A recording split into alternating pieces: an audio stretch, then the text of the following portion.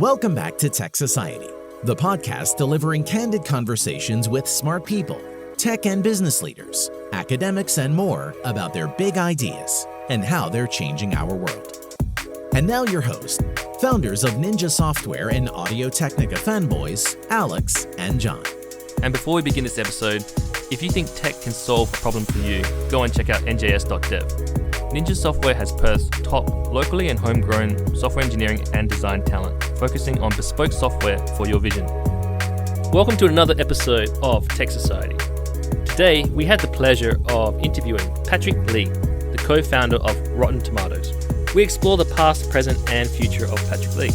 We discover his passions, his interests, and advice for the fellow entrepreneur. In this episode, you'll learn why and how Rotten Tomatoes came to be, and what happened after Patrick's exit, the different startup cultures and mentalities as you cross different countries, how to find a good co-founder for your business, and why you should have one, and why doing too much can destroy your potential as a business. Let's get into it.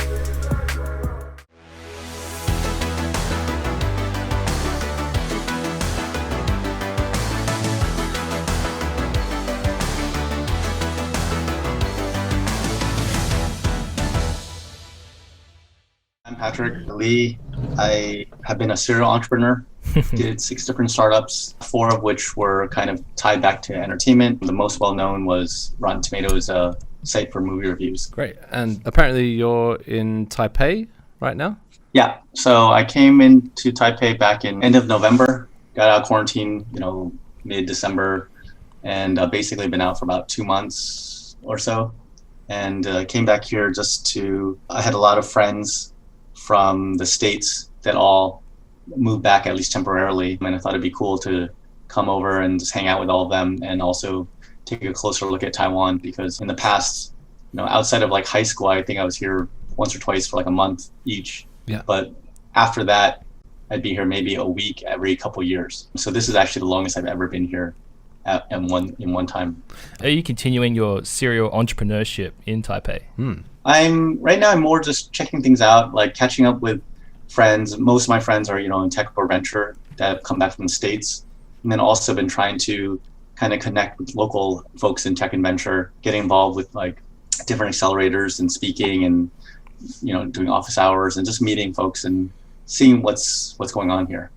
Is the startup culture different in Taiwan? I'm still kind of new, like as far as like familiarizing myself with it, but from what I've heard here, a lot more of the companies are more like lifestyle businesses. Not that many are aiming to, try and change the world or to be a unicorn or, any of those things that you see a lot of times in the Bay Area. I think people here, typically what I've heard is, folks here are very comfortable. So I think they just want like a nice, more like regular life. I think they're not necessarily as motivated to do crazy startup hours. I think there's not much interest in equity because there haven't really been, really massive exits or something where people had equity and, did well from that. And so I think it's not as developed here, although there are a lot of accelerators, but, some of them, for example, like Mox, they're based in Taiwan. They used to have the cohorts in Taiwan physically. Now it's gone remote, but the startups at Mox, for example, are actually from other places in the world, like in Europe and Pakistan and India. And they're not actually local startups, even though the team running it is based here in Taiwan. That's pretty interesting. I've been to Taiwan many times, and I joined all the entrepreneurial startups and meetups across the cities. And I found the culture is slightly different. There's a big focus on engineering, so electronics. There's a lot of biology for some reason, but it's not so focused on software and tech. I think when I was there, I found that venture capital wasn't as prevalent. Do you think that they're just kind of missing out on what's actually in Taipei, which is actually quite a lot of innovation? I've met a couple funds here, and they are, I want to say one fund is investing more North Asia, which includes Taiwan. Okay. But like in Japan and Korea and Hong Kong, I think, stuff like that. And then one I think is global. They do invest into Taiwan, but they're also investing into the States and anywhere else. They're opportunistic and essentially looking for just really good founders. In Taipei, I think traditionally they've been really good at hardware, semiconductors, that kind of stuff. So there's still a lot of those roots.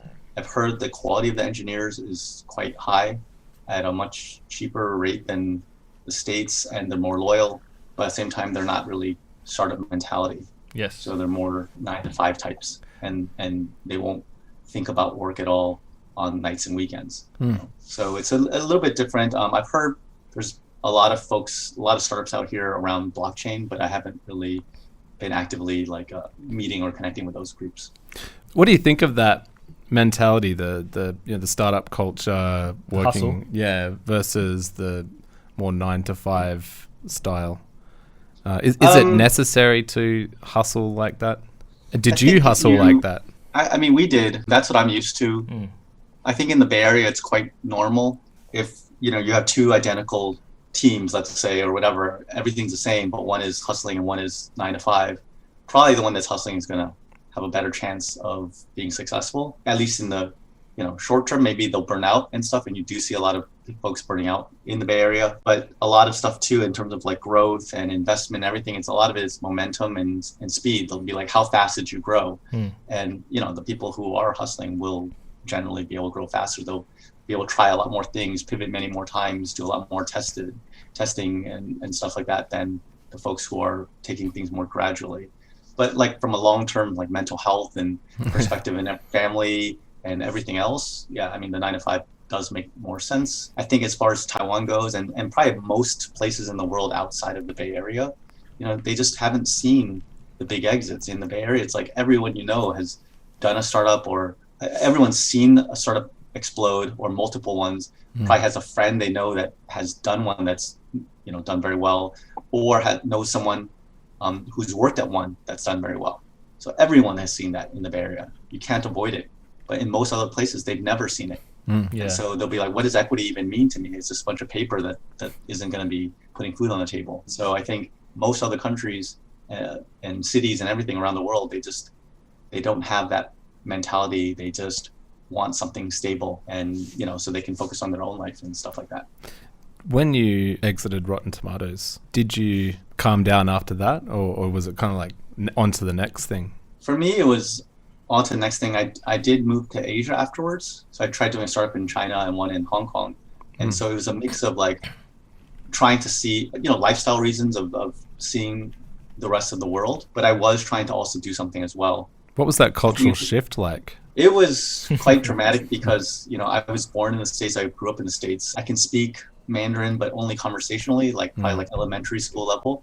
So suddenly to dive in there and to try and do a startup was really tough. And just culturally, it's so different. Actually, in China, I would say they are, there's more folks there who do hustle and everything. And if anything in China, I would say it's super capitalistic in terms of I think they were so pent up from not being able to do capitalistic pursuits that when they have a chance to do business, they'll do it, but then they'll do it, I think, much more cutthroat than in the States. They'll by any means possible, try to get ahead and everything, which is kind of good and bad. I would say they do work hard because they're kind of so much pent up energy there. But at the same time, when you kind of get rid of religion and all that stuff, I'm agnostic, but I think when you get rid of certain things like that, then there's sort of this morals wise, maybe not the same as you would be used to. Morals and laws and everything else, not the same as what you're used to in the States. And I think that definitely has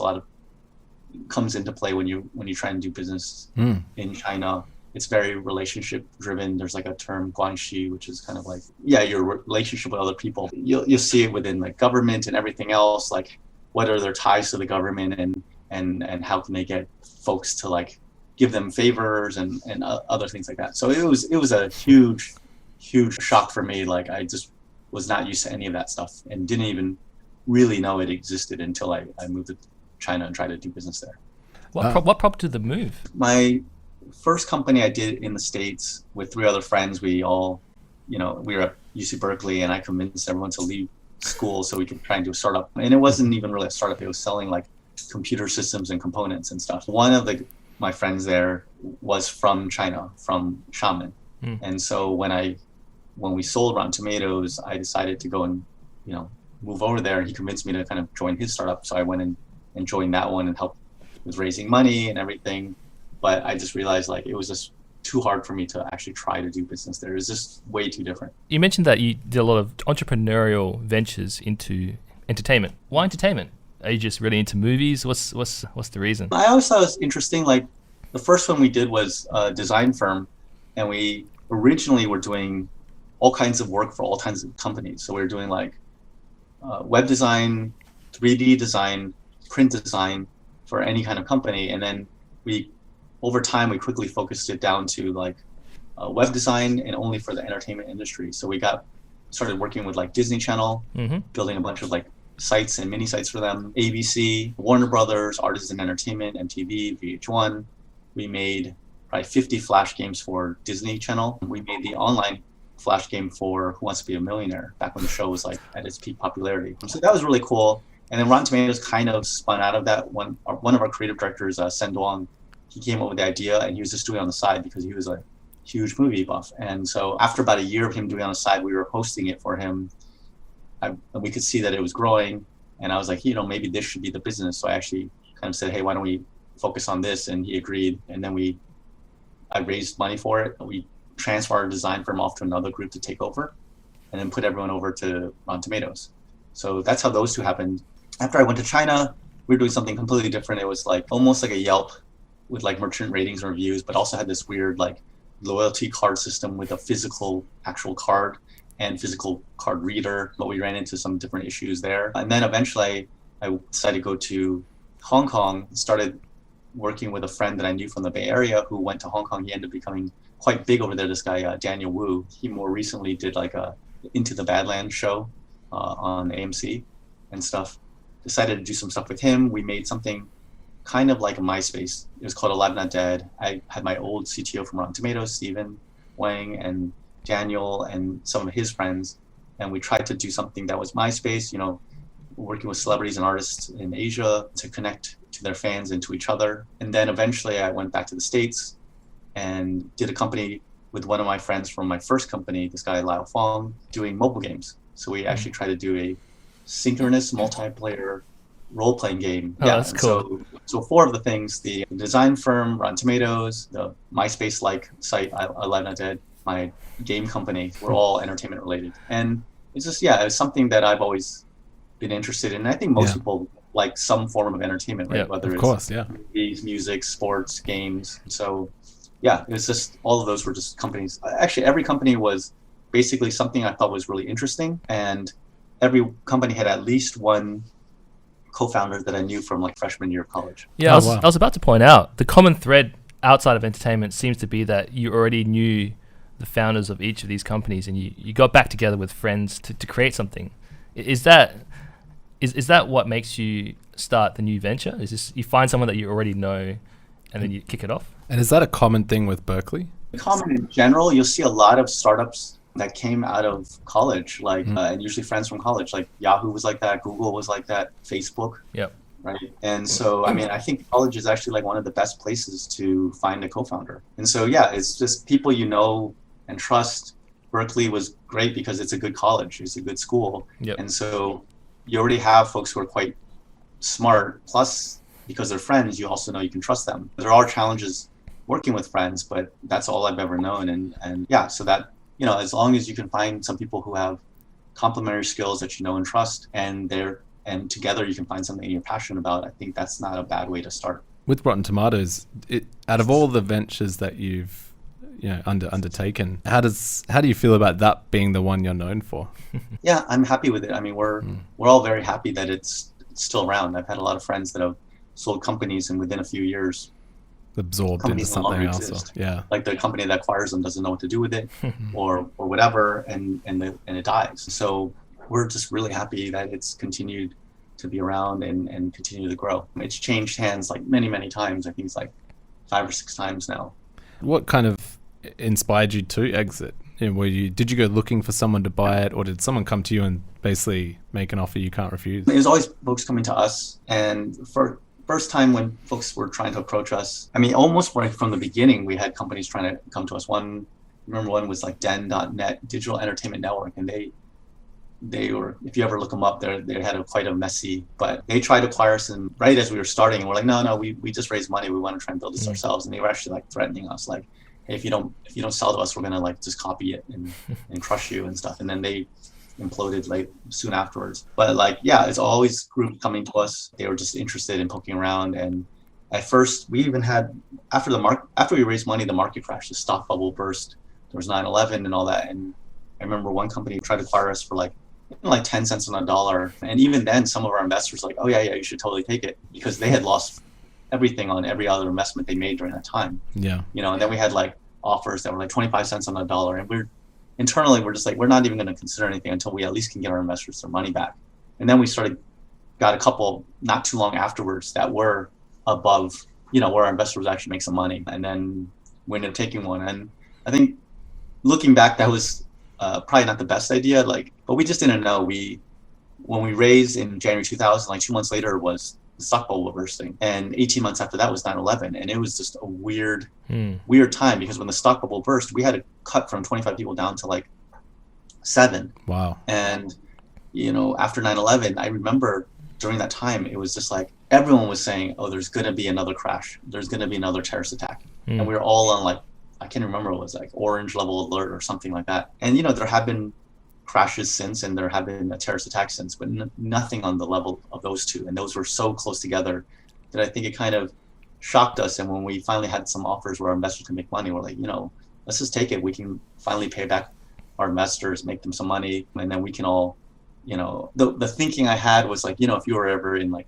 Vegas and you're gambling and you're like, hey, let's start with $100 or something, and you end up kind of over that, then it's like, oh, let's take the $100 off the table. We can still play with the extra, $20 that we made. So it's kind of that thinking. We're like, oh yeah, well, we can take some money off the table and then we can try doing something new. And so I did try, but what I didn't really realize was, especially with consumer, it's so hard to find that thing that works to get from 0 to 1. And so the later companies, raised money for them. In like the game company, we raised a lot more money than we raised for Rotten Tomatoes. But, I think because we had raised more and we had more resources and everything, ended up trying to do too much. And by doing too much, we ended up failing in all those cases. Rotten Tomatoes, I think it was a nice, simple idea in the beginning, but also because the market crashed and because of all these things and we had to cut people, we were forced to stay focused. And that's actually the best thing that we did, almost by accident with Rotten Tomatoes. I think had the market been better, we might have been trying to do more things and actually might have messed it up. I was going to ask, were there any kind of skunkworks projects where you were going to do something crazy with the platform? With Rotten Tomatoes, I mean, really, it was just trying to stay alive, especially the first year when we're simultaneously like automating things and also having to let go of people. And so it was really just a lot of stuff internally, like behind the scenes for Rotten Tomatoes, where someone coming to the site might not notice that much difference. Like we changed layout. I think we added message boards, but a lot of it was automation. It was like everything was done manually, like static HTML. We started putting everything into a database. Then we eventually started getting parsing the reviews and bringing it all into one place. Then we built a content management system. Then eventually we built a way for critics to submit directly. And then eventually we extended that to let users submit their reviews directly. So that was all over a course of like 3-4 years. Besides that, anything we wanted to try and build, we essentially looked at it and we said, look, if it doesn't at least help our brand or our traffic or our revenue, we can't build it. And ideally, it should be doing 2 out of the 3 or even all 3. So one example is like certified fresh. So when we were doing Rotten Tomatoes, originally it was like 60% or above is fresh, below that's rotten. And then later on we added, based on like working with the studios, this idea of certified fresh, which is 75% or above, meaning like 3 out of 4 critics recommend seeing the movie. What we found was that when we couldn't predict necessarily when a movie's going to be fresh when they bought the ad campaign or something like that, because it's so much earlier. And once they bought it, we're like praying that the movie will be fresh, but we have no control over the score. It's kind of their fault anyway, right? Yeah. And so, but what happens is if it was very highly rated, then potentially they would, buy more ads and stuff with us to promote that fact. But they would also, let, other press and other things that, promote that fact out. And when we created Certified Fresh, we found that, they could potentially buy more ads with us, which helped with revenue. But the big thing was they would go and stick that Certified Fresh logo onto the posters, onto the DVD covers, even put it into trailers and even run those trailers on TV. And so that was helping us a lot from a brand perspective and also from a traffic perspective. What other like surprising successes did you have at Rotten Tomatoes that kind of got it to where it was? Yeah, I mean, for us, it was really the main thing was it was cool that to see, Hollywood and stuff embrace it. I mean, a couple of things that happened to us very early on was, Roger Ebert, he's a famous film critic. Yeah. He wrote an article for a magazine within, I think, the first year of Rotten Tomatoes even launching, where he was picking out his favorite movie websites, and he picked, I don't know, it's like 20 of them, and Rotten Tomatoes was one of them. We're like, holy moly, that's amazing. And another time was when Pixar released A Bug's Life. And this was very early on, and we saw a spike in traffic on the site, and we're like, where's this traffic coming from? And when we looked it up, it was actually coming from Pixar, and so that was super cool. Like someone at Pixar probably found the site, page for A Bug's Life, sent it to everyone else at Pixar, and they were all refreshing our site over and over and over because it was on Friday, and it was like, as we're adding reviews, they wanted to see what the critics were saying about their things. So they were like actively using it. And for example, like Steve Jobs was a huge fan of Rotten Tomatoes. Like I never met him in person, unfortunately, but like, because I think every Pixar movie outside of like Cars 2 is very fresh. And Toy Story is still 100%. Yeah, and he liked that. And so he was always a fan. And I know in 3 separate keynotes that he made, on stage with the big screen behind him and all that, 3 separate keynotes he talks about Rotten Tomatoes. Like on stage, yeah. So that was super cool. I think while we were running it, one other thing that was super cool is when The Daily Show with Jon Stewart, he was doing an interview with Mark Ruffalo. This is like pre, Avengers and all this stuff. This was like, what movie was it? Like right around Eternal Sunshine and stuff. And as he's interviewing Mark Ruffalo, he's like, you ever heard of Rotten Tomatoes? And Mark was like, no. And then he proceeds to explain it, like, on the show. And the overall segment was probably like a minute, but that was one of the few times where I was me and at the time one of our editors, we were just watching TV. We were just watching The Daily Show, and they started talking about it, and it like blew our minds. Like we were just like, holy moly. So that kind of stuff for us was just really super cool. Before we continue this podcast, here's a message from our sponsor. We believe that you can create art and beauty with technology. We think big. We move quietly. We are Ninja Software.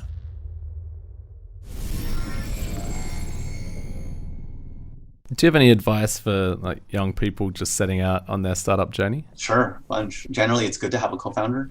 I'd say at least 2 or 3 people is probably ideal total. And so if you're still in school, look for a co-founder there. It's the best place to find a co-founder. Find someone that you can get along with well and trust, and ideally has complementary skill sets to you. So if you're like a marketing person or a business person, get someone who's technical. You can get away with full technical teams, like of 2 or 3 technical co-founders, and then someone ends up takes on the business side or something like that. But a team of like 2 or 3 people who are just business, like marketing people, it doesn't really work, because they're going to have to, if you're doing a tech startup, because they're going to have to go out and hire some design firm or something like that to go build it for you, and that you can't really iterate quickly in that situation. And the second big thing I would say is when you're just starting out with a company, I talk a lot about this. There's YouTube videos and stuff I have recorded talking about this, but basically the idea of focus, because entrepreneurs by their nature, they believe that they can do anything. And so the problem with that though is, which it's a good thing, but the problem is they also believe that they end up doing everything.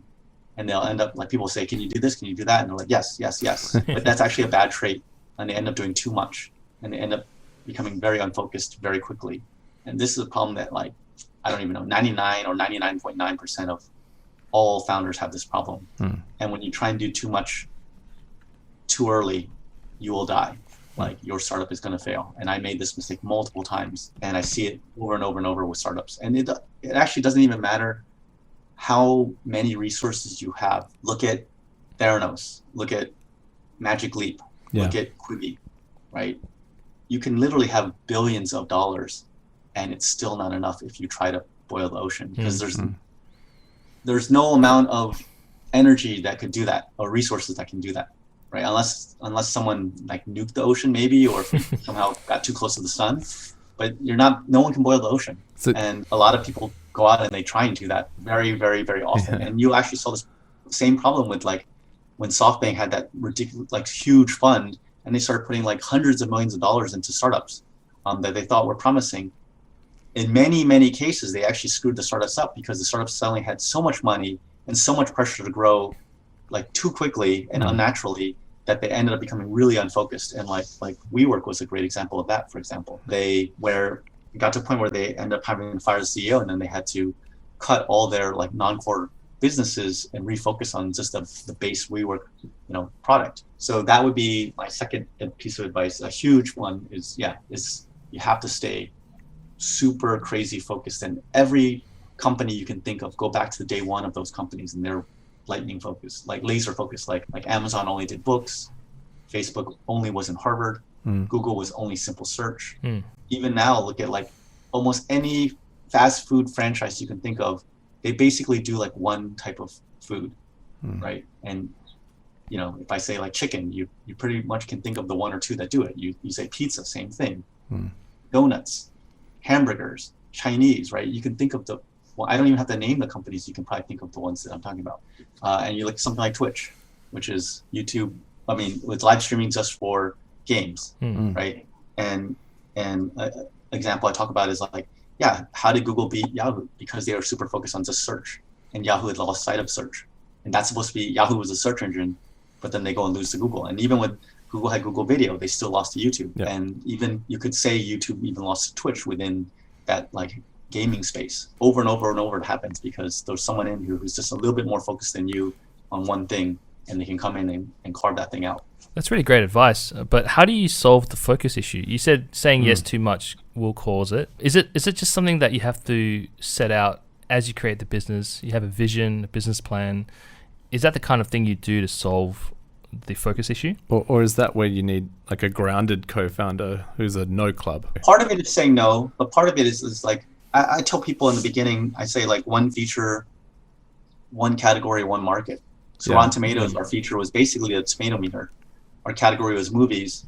Our initial market was like hardcore movie buffs, right? Because when we first started, an average moviegoer wouldn't care about seeing like all the reviews for a given movie, right? Or the score necessarily. Gradually, it became something that everyone started using. But initially, people who are searching for more than just their local movie critic review is someone who's really hardcore. And so initially, you try and like I'm pretty sure Jeff Bezos from day one probably wanted to be like Walmart and sell everything but online. Yeah. But he started with one.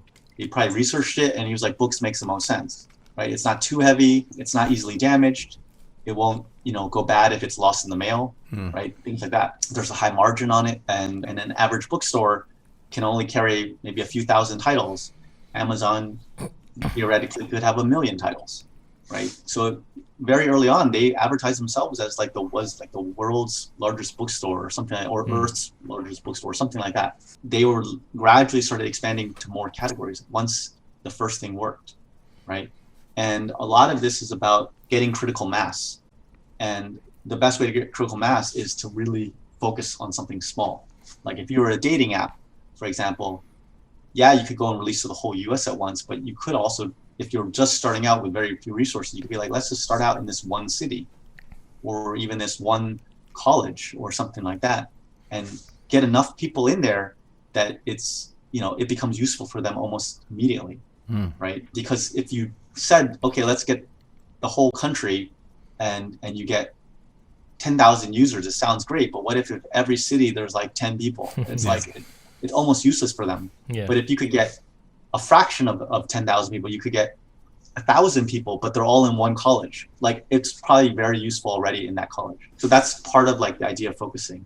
You must see that a lot, right? Like startups try and launch globally right from the start and don't know how to manage that scale. Yeah, they do too many features is one big thing, and they think, oh, it's not working, let's add more and more features, when it's usually like, no, it's just you didn't pick the right one and really make that one so compelling that people are going to switch over to it. Or too many categories. They'll be like, hey, let's just do movies. Let's do movies and music and games and whatever. Or they're going for too big of a market in the beginning. Yeah. Right. They'll be like, hey, let's test it out in 100 schools or 1,000 schools or all schools. And be like, no, why don't you just start out with one school? See if it works in that one school. And if it does, then see if it works in a second school. What about culture? Like, is that something you've always prided yourself on with The companies you've led?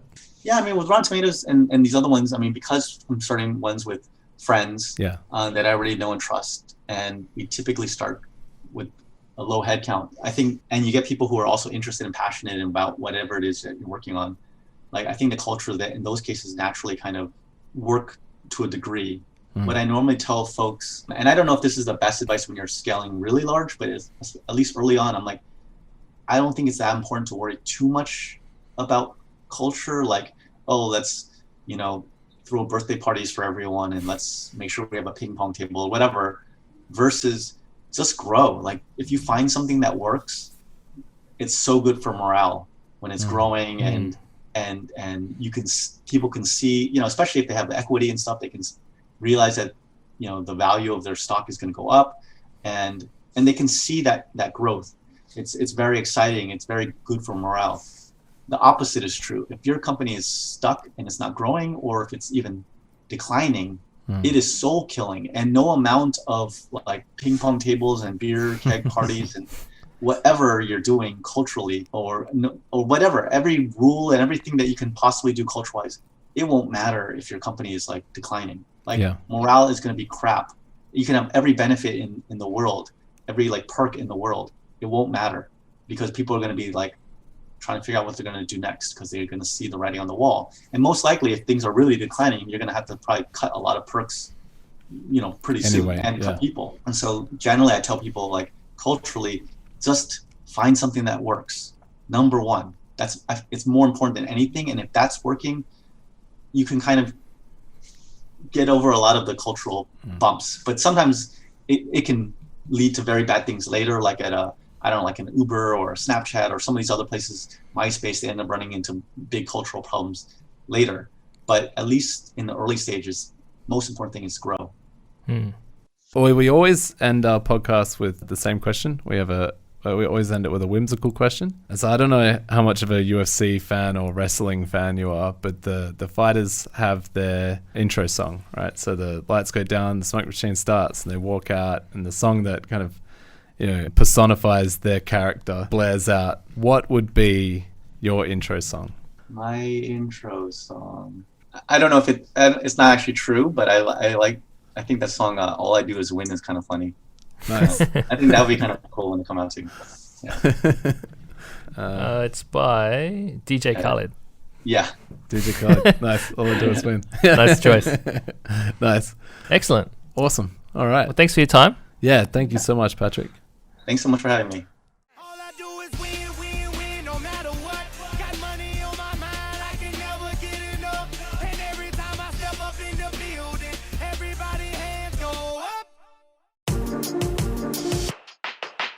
You've made it to the end of another episode of Tech Society. Thanks for listening.